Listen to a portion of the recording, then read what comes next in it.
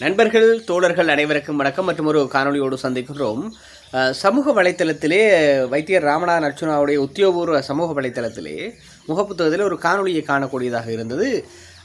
நாமல் ராஜபக்ஷ சொன்ன செய்தியை அடியொற்றி ஒரு விஜயத்தை சொல்லியிருக்கிறார் வைத்தியர் ராமநாதன் அர்ச்சுனா அவர்கள்.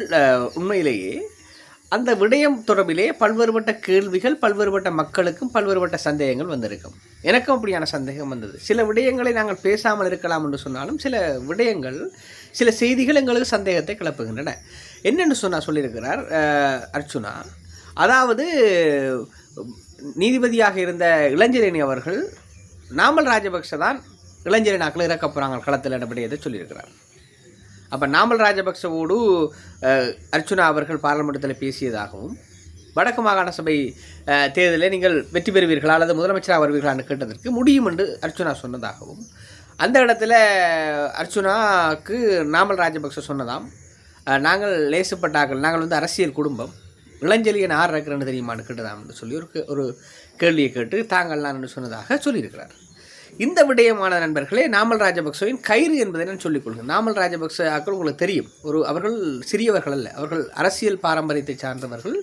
அவர்கள் எப்பொழுதுமே தங்களுடைய அரசியலை இலகுவாக காய் நகர்த்துவர்கள். உங்களுக்கு தெரியும், 25,000 தாக்குதலின் பின்னணியிலே யார் இருக்கிறார்கள் என்ற கேள்விக்கு விடை உங்களுக்கு தெரிந்திருக்கும். ஜனாதிபதி அனுரகுமார் திசாநாயக கூட பகிரங்கமாக சொல்லியிருக்கிறார். அப்போ அவர்கள் சார்ந்தவர்கள் கொண்டிருக்காங்க, சம்மத் மனம்பெரியெல்லாம் பிடிபட்டு கொண்டிருக்கார்கள். இந்த இடத்துல நண்பர்களை வடிவ விளையும் கொள்ள வேணும். வடக்கு மாகாணத்தை பொறுத்தவரைக்கும் இந்த முறையில் களமிறங்க போகிறார் இளஞ்செழியன். நான் ஏற்கனவே சொல்லியிருந்தேன் வடக்கு மாகாணமா கிழக்கு மாகாணமானு சொல்லி. ஆனால் போகின்ற அரசியல் நகர்வை பார்க்கின்ற பொழுது வடக்கு மாகாணத்தில் அவரை களமிறக்கக்கூடிய வாய்ப்புகள் இருக்கின்றன. அப்போ களமிறக்கின அவர் எதில் களமிறக்க வேணும்? ஒன்று தமிழரசு கட்சி இறக்க வேணும், இல்லாட்டால் நான் சொன்னதை போல் ஜனநாயக தமிழ் தேசிய கூட்டணி அல்லது தமிழ் தேசிய மக்கள் முன்னணியாக களமிறக்க வேண்டும் ஒரு பொது வேட்பாளராக.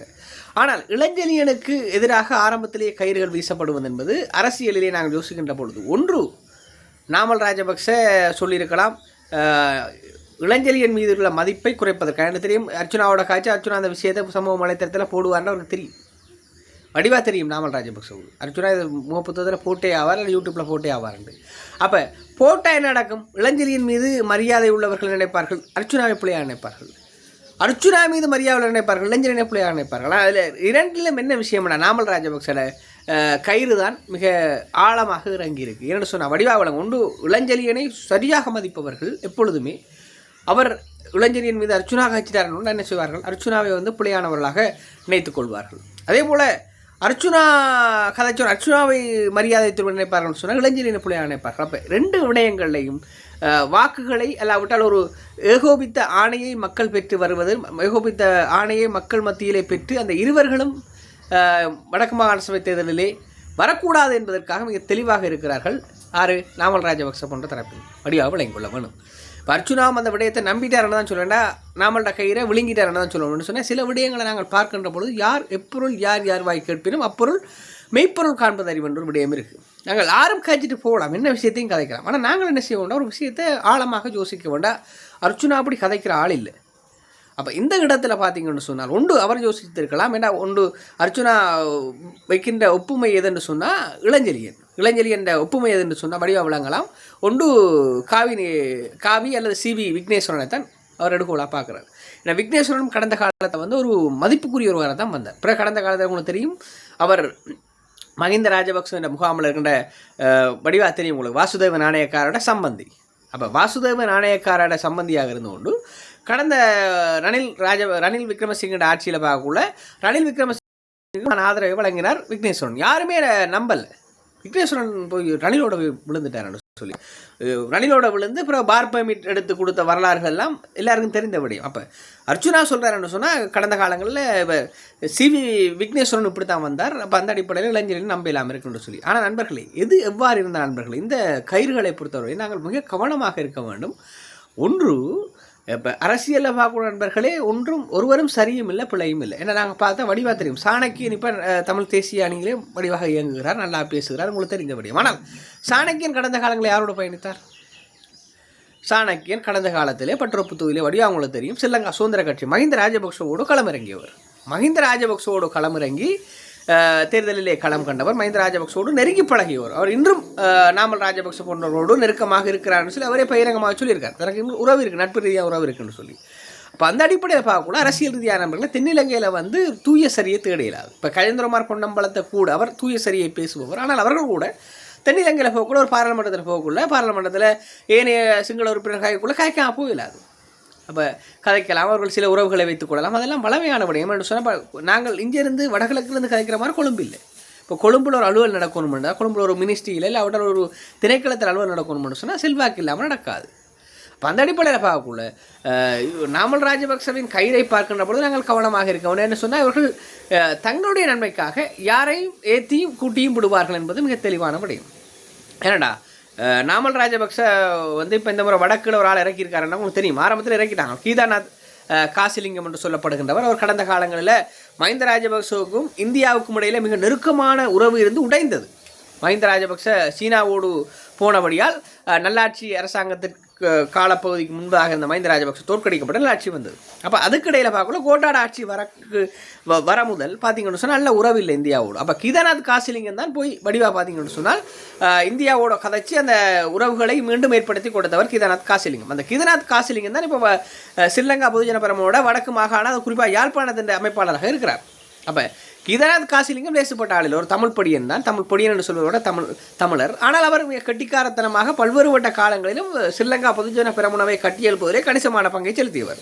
அப்போ அந்த அடிப்படையில் பார்க்கக்குள்ள கீதாநாத் காசிலிங்கம் போன்றவர்களை வெல்ல வைப்பதற்காக ஒரு உறுப்பினராக கொண்டு வருவதற்காக இப்படியான கதைகளை அவுட்டு விட்டிருக்கிறார்கள் நாமல் ராஜபக்ச போன்றவர்கள். எனவே நண்பர்கள் இதில் கவனமாக இருக்க வேணும். யார் என்ன சொன்னாலும் கயிற்றை விழுங்காமல் அரசியல் பிரதிநிதிகள் இருக்க வேண்டும் என்று சொன்னால் ஒன்று வடிவாக விளங்க வேணும். இளஞ்செழியன் களத்துக்கு வருவது என்பது அது அர்ச்சுனாக்குத்தான் சாதகமாக இருக்கும்.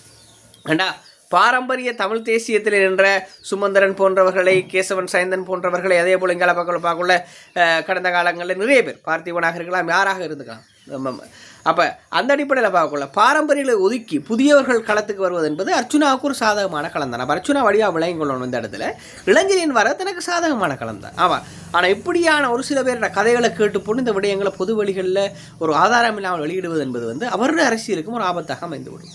அப்போ எனவே நண்பர்களே, நாமல் ராஜபக்ச இதை சொன்னார் என்றால் அவர் ஏன் சொன்னார் என்று நாங்கள் கேள்விகளை கேட்டு பார்க்க வேண்டும். நாமல் ராஜபக்ச வந்து ஒரு மிக தெளிவான ஒரு அரசியல் திட்டத்தோடு தான் இந்த விடயத்தை அவிழ்த்து விட்டுருக்கார். அவருக்கு வடிவாக தெரியும் நான் சொன்னதை போல். அப்போ இந்த அடிப்படையில் பார்க்கணும் நண்பர்களே, பல்வேறுபட்ட விடயங்கள் கடந்த காலங்களில் அரசியலிலே இடம்பெற்றிருக்கின்றன. இனியும் அரசியலிலே நல்லவர்கள் வந்துவிடக்கூடாது என்பதிலே தென்னிலங்கை தரப்பில் மிக தெளிவாக இருக்கிறார்கள். என்று சொன்னால் ஒரு வகையில் இளஞ்செழியன் வடிவாக தெரியும். இளஞ்செழியன் அனுரகுமார திசாநாயக நாங்கள் பதவி உயர்வு தரலான்னு வடிவாக சொல்லி போட்டார். அப்போ அதிலே மிக தெளிவாக எங்களுக்கு விளங்கிட்டு அவர் என்பிபியோடு நிற்க மாட்டார். அந்த செய்தியோட வடிவாக விளங்கிட்டு என்பிபியோட களமிறங்க மாட்டார். அவர் மிக தெளிவாக களமிறங்க போகிறார். ஒன்று இலங்கை தமிழரசு கட்சி சார்பான அணியோடு, அல்லாவிட்ட நான் சொன்னதை போல ஜனநாயக தமிழ் தேசிய கூட்டணி என்று சொல்லப்படுகின்ற, அதாவது ஸ்ரீலங்கா பொதுஜன பெரமுனக்கு எதிரான பார்ட்டி தான்.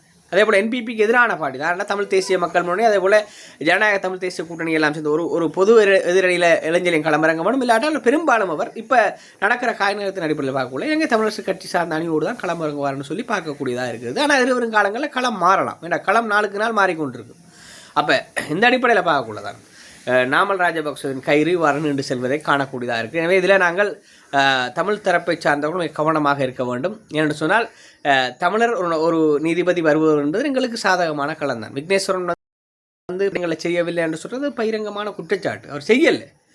ஆனால் அந்த இடத்துல அவர் செய்யாத பட்சத்தில் இன்னொருவர் வருகின்ற பொழுதும் அவரின் பெயரால் இன்னொருவரை நாங்கள் காயடிப்பது என்பதும் அவரை நாங்கள் வீழ்த்துவது என்பதும் எந்த வகையில் ஏற்றுக்கொள்ளக்கூடியதாக இருக்கும் என்ற கேள்வி இருக்கு. என்று சொன்னால் இப்போ இங்கே பார்த்தீங்கன்னு சொன்னால் இளஞ்செழியன் வரலாண்டு வச்சுக்கொள்ளுமே. இளஞ்செழியன் வராட்டி அரசியல் யார் இருக்கா? நான் சொன்னதை போல் இலங்கை தமிழரசு கட்சி சார்பாக இறங்க போகிறது ஒன்று ஸ்ரீதரன், மற்றது சுமந்திரன். அப்போ ஸ்ரீதரனுக்கும் சுமந்திரனுக்கும் எந்த வாரியான மக்கள்கிட்ட ஆதரவு இருக்குன்னு உங்களுக்கு தெரியும். அப்போ அந்த அடிப்படையில் பார்க்கக்குள்ள வேறு தெரிவுகள் எங்களிடம் இல்லை. நாங்கள் வானத்தில் இருந்தனால விழுத்த இயலாது. அப்போ அந்த அடிப்படையில் பார்க்கக்கூடாது புலம்பெயர் தேசத்தை சார்ந்தவர்களும் இவ்வாறான பணியோடு இறங்கி இருக்கிறார்கள். ஆனால் இந்த அடிப்படையில் பார்க்கின்ற பொழுது இளஞ்செழியன் களத்திற்கு வருவது என்பது ஏற்றுக்கொள்ளத்தக்க விடயமாகத்தான் இருக்கிறது. தொடர்பிலே எவரும் பயப்பட தேவையில்லை. இளஞ்செழியன் களத்திற்கு வருவது ஏற்றுக்கொள்ளத்தக்க விடயம். எவரும் பயப்பட தேவையில்லை. ஒருவருடைய வாக்குகளும் அடிபட்டு போய்விடாது, ஒருவரும் தோற்கடிக்கப்பட மாட்டார்கள் என்பது மிக தெளிவான விடயம். அதிலே வைத்தியரும் விளங்கிக் கொள்ள வேண்டும். வைத்தியரும் இதில் குழம்ப தேவையில்லை என்று சொன்னால் இளஞ்செழியன் களத்துக்கு வர வேண்டும். இளஞ்செழியன் போன்றவர்கள் களத்திற்கு வந்தால் அது மக்கள் தீர்மானிக்கட்டும் யார் முதலமைச்சர், யார் எதிர்க்கட்சி தலைவர் என்று சொல்லி. ஆனால் இப்படி ஒரு சில பேருடைய கயிறுகள் மிக ஆழமான கயிறுகளை விட்டு விடுவார்கள். அந்த கயிறுகளை நாங்கள் கயிற்றை விழுங்காமல் இருக்க வேண்டும் என்ற விடயத்தையும் சொல்லிக் கொள்வோம் நண்பர்களே. மீண்டும் ஒரு காணொலியில் சந்திப்போம். நான் உங்கள் செந்தூரன். நன்றி, வணக்கம்.